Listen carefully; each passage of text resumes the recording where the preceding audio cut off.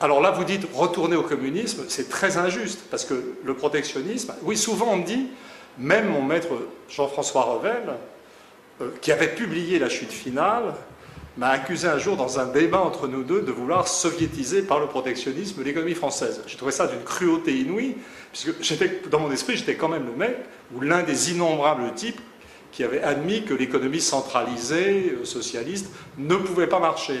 Et le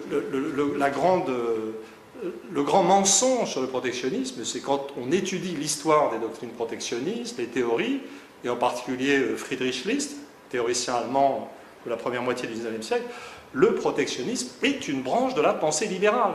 C'est-à-dire les protectionnistes sont des gens qui croient à l'activité d'entreprise, au marché, à l'individu, mais qui simplement disent que l'individu n'existe pas dans un vide métaphysique ou dans un vide sidéral, que l'individu existe dans une collectivité et que l'existence de cette collectivité implique une régulation étatique d'un certain type, politique industrielle, protection des frontières dans certaines circonstances, mais pas toujours.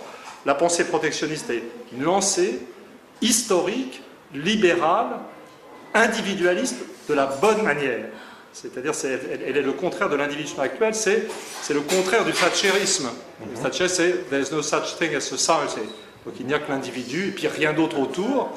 Et ce qu'on constate, c'est quand il n'y a rien d'autre que l'individu, ce qu'on finit par avoir, c'est l'émergence d'oligarchies dominantes et d'un État tout-puissant, puisque la vérité, c'est que la force de l'État au sens politique augmente dans les pays ultralibéraux, et que l'individu vraiment libre est libre en admettant l'existence d'une communauté autour. C'est pour ça que pour moi, ça n'a rien de scandaleux d'admettre qu'on est français, qu'on est allemand, qu'on est russe, qu'on est américain.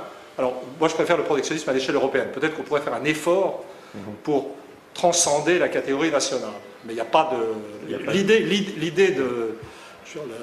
Je sais, je veux dire, l'autre jour, dans les couloirs de France Culture, il y a un absurde que je ne nommerai pas, qui me disait « Mais vous voulez, avec le protectionnisme, vous voulez faire de la France une nouvelle Corée du Nord. » Quand on a prédit l'effondrement du système soviétique, c'est trop cruel, vous voyez?